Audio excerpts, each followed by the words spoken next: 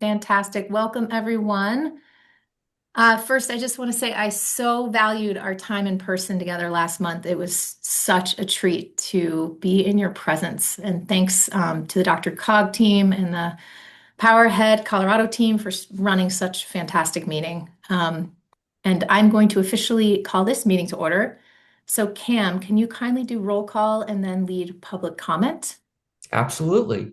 Thank you. Uh, okay, so as far as membership goes, we have our beloved chair, Susie Strife, Adam Sanderson, Melody Mascarenez, Sean Limons, uh, Amanda Perkins, Brooke Pike. We have also in attendance Eric Wilson, Gabrielle Rink, Jeff Long, Liz Babcock, Pete John, Sergio Cordova, Zach Schwank, Bridger Tomlin, and those are all of the members I see at this time, Madam Chair. Excellent. Thank you so much, Cam. Okay, does anyone have any comments on the November 4th, 2025 Power Ahead Technical Committee Summary, which is attachment A?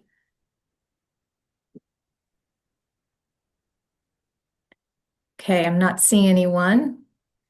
We can move to the main discussion item, which is an innovation pilot grant program introduction. We will be referring to attachment B, and Mac Prather will be covering this topic. Thanks, Matt.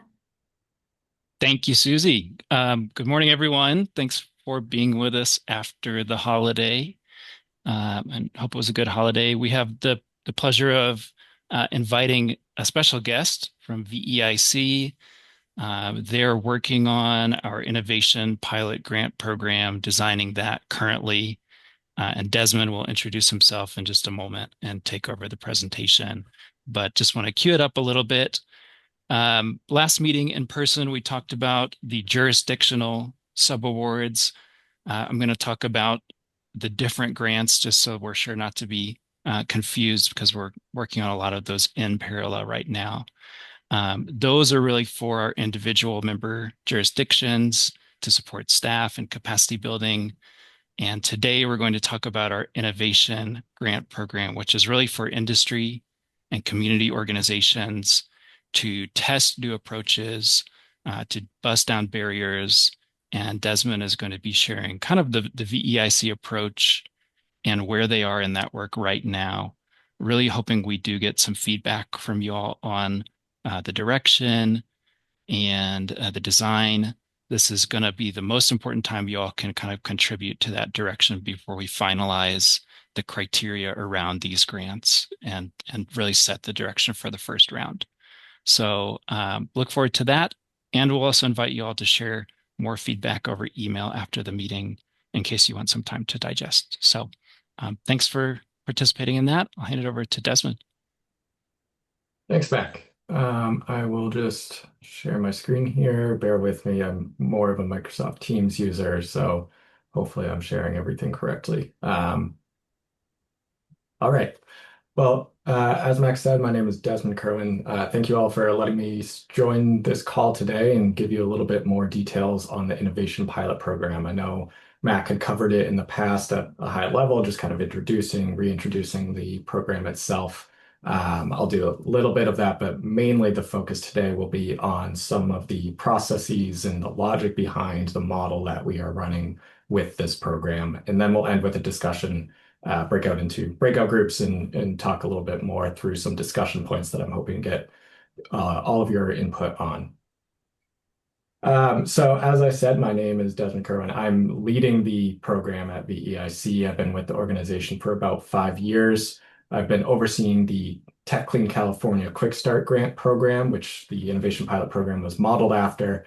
And before I joined VEIC, my background was in behavioral science. So I came from the University of Michigan. I got my master's degree in environment and sustainability there. And I also studied at the Environmental Psychology Research Lab. And so I mention all of this because that sort of sums up how I'm approaching this program. Because generally speaking, what that is studying is what are the conditions under which we can support people to be acting in the betterment of themselves and for society as a whole. And then just a quick brief background on VEIC, just so you know, the organization that you're working with. VEIC is a nonprofit with a mission to make an impact. So in service of the people and the planet, leaving it in a better place than when we started. VEIC is an acronym. It stands for Vermont Energy Investment Corporation. But like J.J. Abrams or JFK, the acronym is meaningless because we just use the letters, not the word behind it. So but that's because we have a national presence now. We're operating in about 40 different states, or have done work in about 40 different states. We started in Vermont running the nation's first energy efficiency utility, but now we do a whole bunch of different work. We do energy efficiency still, but we also do clean transportation, building decarbonization, working on a clean and flexible grid.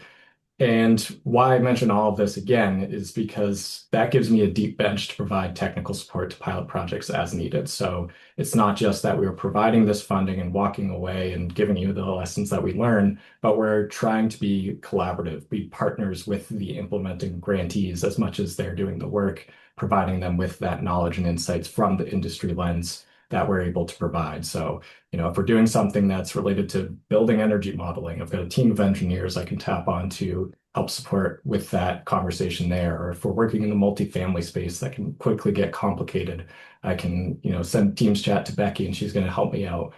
So I've got a whole bunch of different people also coming from the Tech Clean California program to provide that knowledge and insight. I've got program designers that can help support this program and our continuous improvement processes. So it's a great organization to be involved with because of this breadth of experience that I'm able to access through this program, which ultimately benefits all that are involved. But that's enough about the organization. Let's get into the actual interesting stuff of today, which is our program strategy and processes. So to level set to begin with, I wanted to call back some of the language from the RFP for the Innovation Pilot Program, and I've emphasized a couple of things here that are going to be kind of undercurrents for the whole presentation here. First and foremost, just emphasizing that we're testing approaches to overcoming market barriers. So that can be a whole slew of different things, and that these things are generally untested or unknown what the outcome is going to be, but we know that they're addressing some problem that is pervasive. And again, the approach means the strategies, the processes to facilitate deployment of technologies. And with this, from the outset, we're also going to be having these pilot projects developed and refined through this lens of scale. So we're going to have that vision from the onset so that we know what are the key areas that we can place these lessons in, that we can build the coalition around. All of those sorts of things will be designed from the start. And so one quick thing while I continue to walk through this, I would really encourage everyone, if you have questions as I go along or ideas that are sparked as I'm talking about this, just jot them down and we can revisit them. I do want to hear those questions or what thoughts may be sparked from all of this. So please do write them down and reach out afterwards. But just want to start with that as I get into this. So with the Innovation Pilot Program, what we're trying to do is be this model for transformation. So not just funding a series of disconnected pilot projects, but again, building that platform to support different actors, different non-traditional voices into this program structure within Power Ahead Colorado. So we're trying to build a market infrastructure so that when our funding is exhausted, we only have so much. It's the $4 million over 3 or so rounds of grants. Once that funding is exhausted, we want to be setting up the structures so that the work can continue on. So that's not just a one-off investment, but a long-term enduring process. We're also going to be able to take the lessons that we're learning in real time from these pilots and translate them across all of the different Power Ahead Colorado activities. So if there's on the ground detailed policy work, we can talk to the folks that are doing the jurisdictional subawards, or if there's lessons that are relevant to our incentive program, we can help facilitate that knowledge transfer. And so there's this whole system around how do we get knowledge from these pilots to be applicable and actionable in real time, so that it's not just a report at the end of the program and that's gathering dust on a shelf. It's something that is useful to the actors that are involved. But when it comes down to it, there's these two questions on the left-hand side of the screen that, again, are themes throughout this presentation, throughout our program design itself, of when we're looking at innovation, innovative ideas, we want to try to understand what makes what we're supporting truly capable of transformation rather than just a step toward improvement.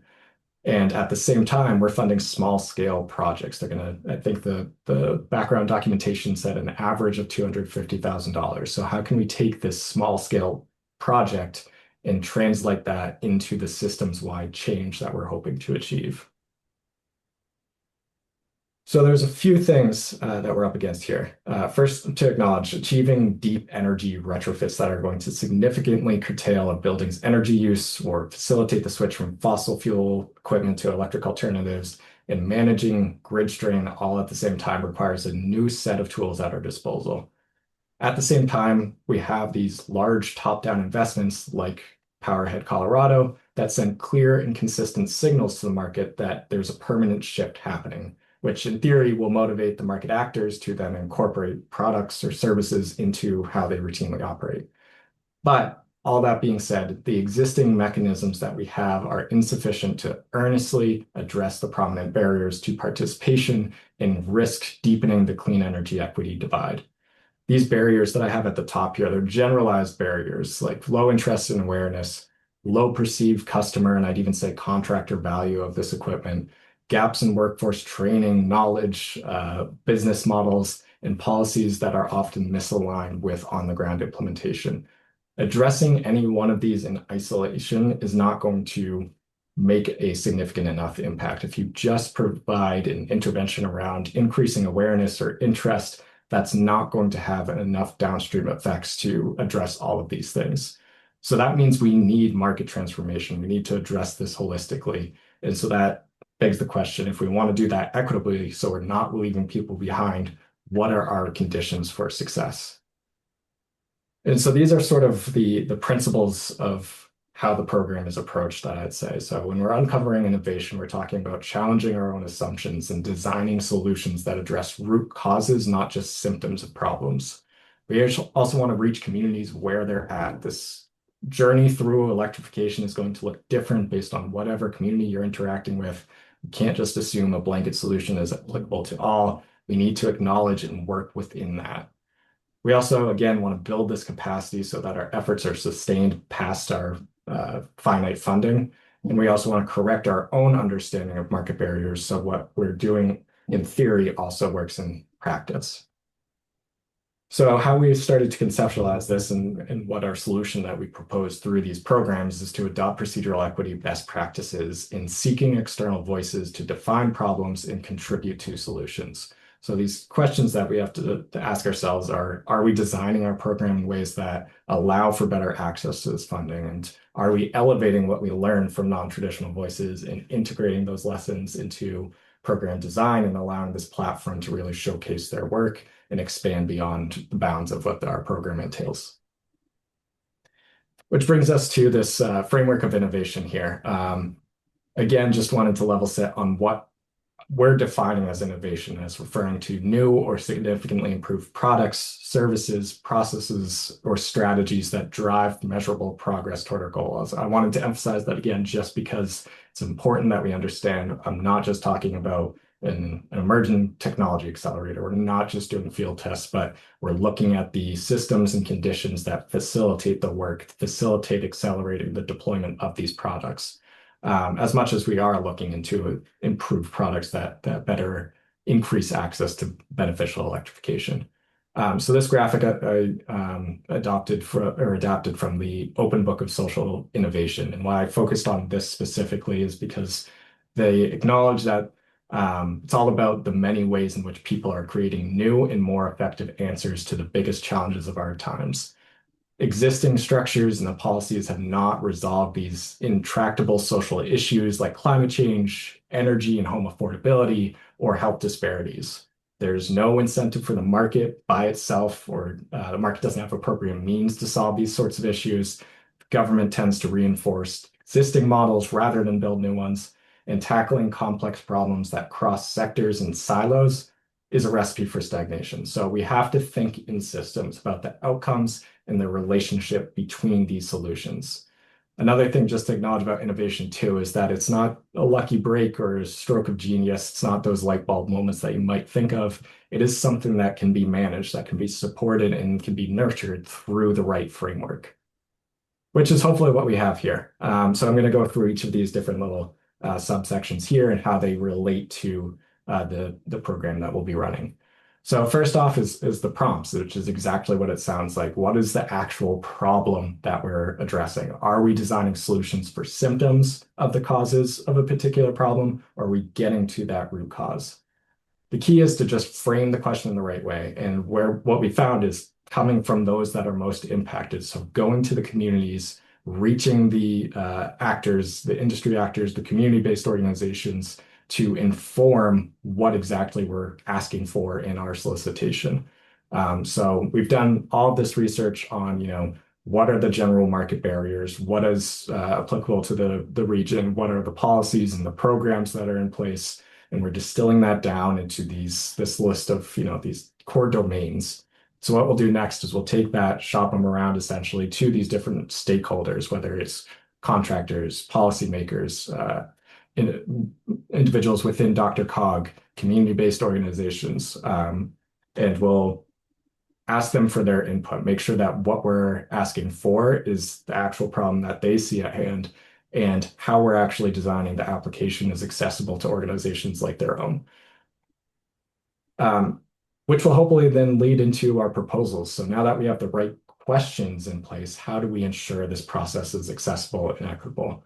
So like I was saying, making sure the application is designed with these organizations in mind, making sure that what we're asking from them is not going to be overly burdensome to introduce a new barrier into the mix, really understanding how we better reach organizations that will drive this bottom-up change, and those especially that traditionally don't participate in these types of programs because of those administrative barriers.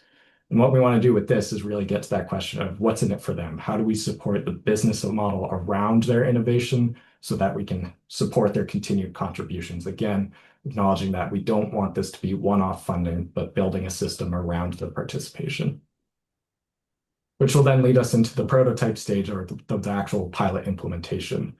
So this will help us check our assumptions on the prompts itself. So the solicitation for ideas and those solutions are informed through that community and industry-driven input. But this is the process of iteration. It's trial and error. And part of the open book of social innovation that I really liked that said, this is where coalitions gather strength and conflicts are resolved. So through this process, we're going to define what are these mutually agreeable measures of success? What are the changes that we expect to make? How will we see this change? Why does this matter for the market itself?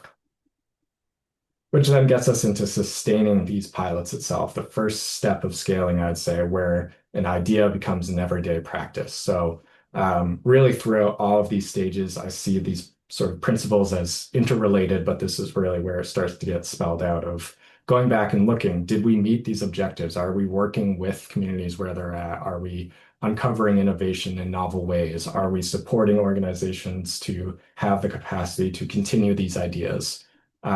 Sharpening and streamlining the ideas, repeating the process in the next round of solicitation for grant projects. And then that gets us into the actual notion of scaling. And scaling, I really want to emphasize, is a range of strategies. When I've spoken about this in the past, the origin of scaling comes from the manufacturing industry, where scaling up is this expansion of a process through like standardization or economies of scale. And that's often what I run into is like the conception or perception of what scaling means. But tackling social issues, which I'd argue beneficial electrification, decarbonization, affordability, all of those are inherently social issues. So tackling those and transforming markets that commonly involves these sort of things involves scaling multiple innovations related to the core problem in unison and exploring how these projects can be iterated upon and built upon to have greater impact to a target population or problem or need than what they might have in isolation. So to identify what that right strategy to scaling is through looking at the space and drivers, these enabling conditions of innovation. So the space is the systems in which things will grow. So like economic demand, policy and regulatory frameworks that are supportive, and organizational's capacity to have the right staff or funding or resources or internal support to continue with the idea, or the right partnerships are identified. And then the drivers are the things that will propel this forward, like the thing being scaled itself being actually valuable or confirming its impact through a robust evaluation, or even external catalysts like incentives or natural gas prices that are either facilitating or limiting the process of scale. And all in all, this ends up leading into systemic change. So, taking a moment to come back to what I said at the beginning of why I feel like my background in behavioral science matters is that when we're looking at the conditions that we can support people for acting in the betterment of themselves and society, if you take people as a group, we're talking about social systems. Systemic change in and of itself is this interaction between many smaller elements, and so through this program, we're trying to identify what are these conditions that make an innovation viable economically, socially, and politically.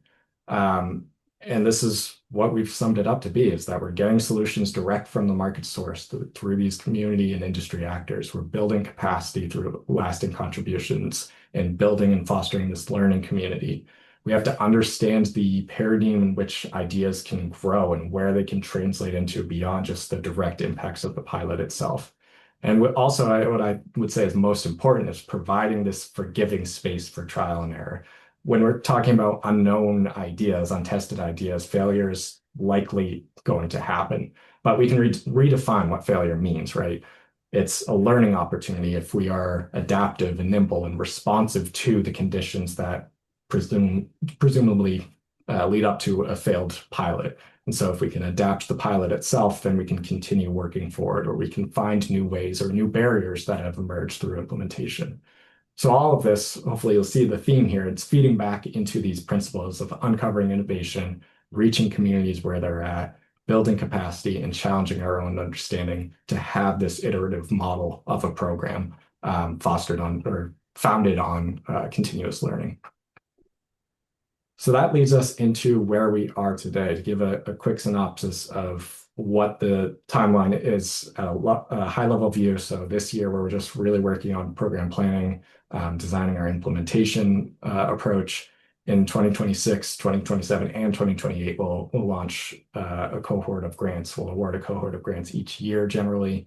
There will be some likely overlap. I don't expect them to be exactly 12 months long, but that's great because having those cohorts helps build those learning communities and continues to build who's involved with this program if there is overlap.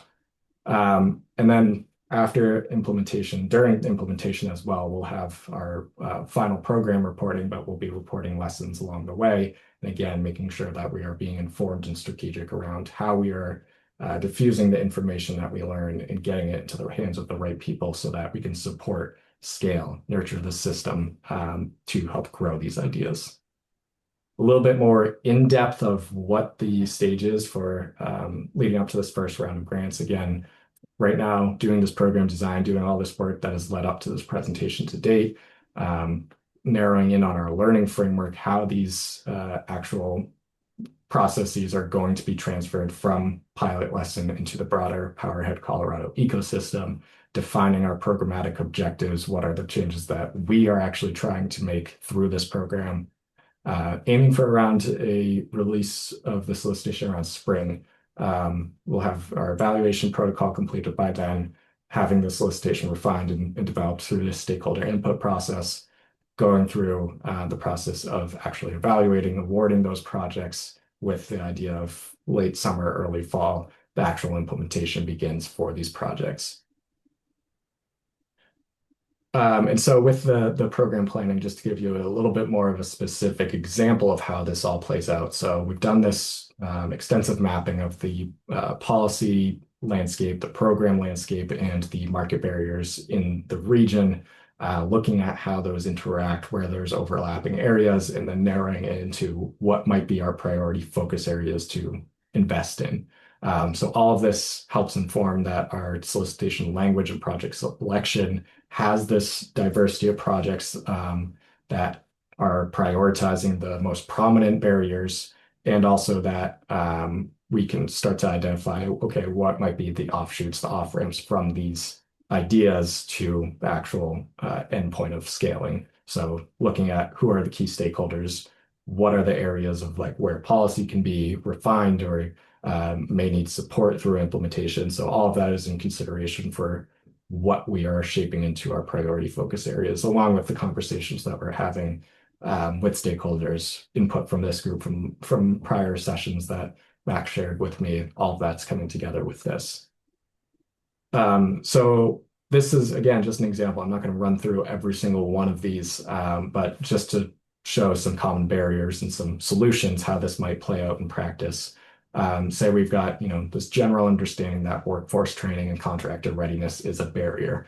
When we're proposing that in the solution solicitation, we're doing more of a solution-oriented approach where we're looking for ideas that can help support workforce placement programs within energy trades. Again, all of that coming informed by these conversations around what might be a narrower solution that focuses proposals but isn't so narrow that we limit the creativity of community and industry voices from proposing what they feel is the best fit there.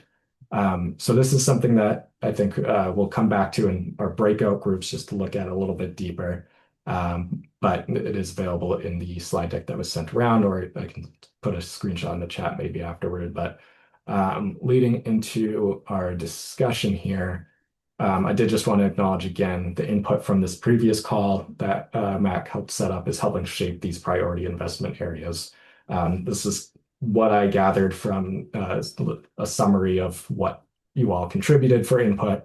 And I saw a lot of themes around this coalition building, around supply chain interventions, addressing root causes. So all of that is very much in line with how we were intending the program to run, which is great, and hopefully will allow for a very collaborative dynamic between our program and you all moving forward, and also help generate some great ideas and discussion, which leads us to this point. So I think with that, I can pause on my talking, and we can move out into breakout groups, or if there's a point that we want to discuss any questions beforehand, I welcome that too.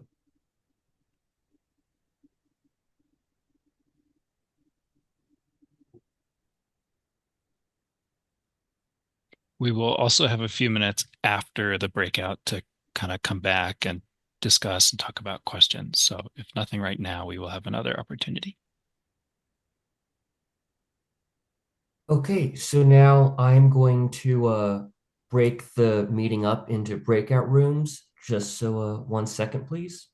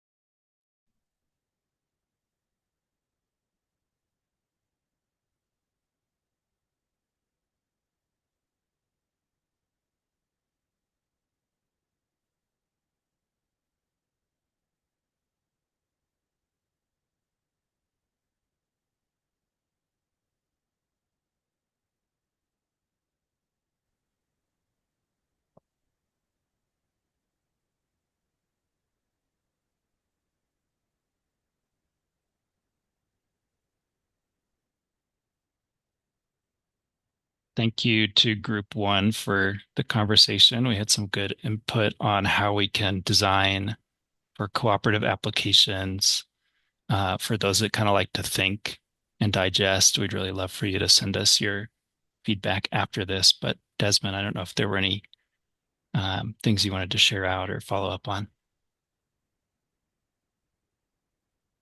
Yeah, echoing that, thank you all for your contributions in our breakout group. I'll send my email in the chat right now for anyone that wants to continue the conversation from either side of the breakout rooms. I look forward to just hearing everyone's input. And again, if there's any stakeholders from your perspective that we should definitely be sure to reach out to connect with any general groups of entities that we should try to tap into that network to get some feedback on our solicitation and priority areas of investment.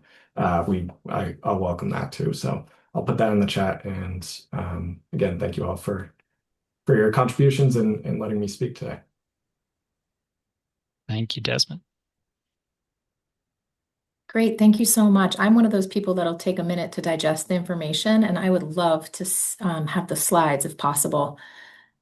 So I appreciate the request to send additional ideation and thoughts with a little more time to digest the information. So thank you. Great presentation, awesome breakout groups. And we are sort of closing our meeting here. I wonder if there are any other member comments or other matters open to the floor for you all to discuss.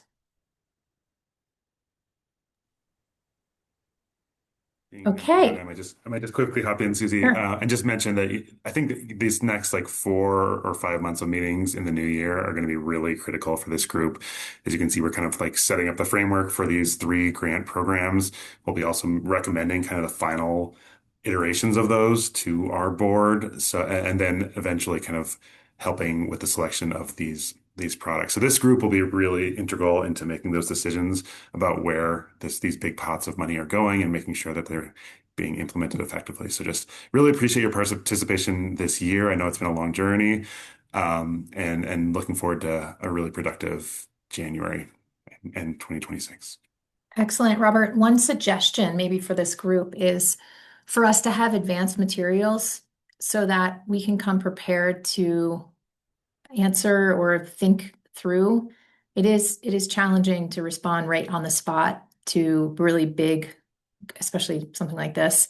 So just a note for the future. Maybe we can get a little more refined in our prepared advanced information. So the agendas do include all of the presentations, so you can find them there. Please feel free to review those, but I do think we've been talking about how we could prepare you all maybe with some text in the email so that you don't have to go through. Yeah, even a friendly nudge to those of us who don't even, sometimes look at the attachments the day of. So I can do that. Sure. I can do a better job at reminding this great group of brain trust to look through the materials in advance. With that said, we will see you in January virtually. January 6th is our next meeting. So we'll see you in 2026, friends. Thank you so much. Thanks, everybody.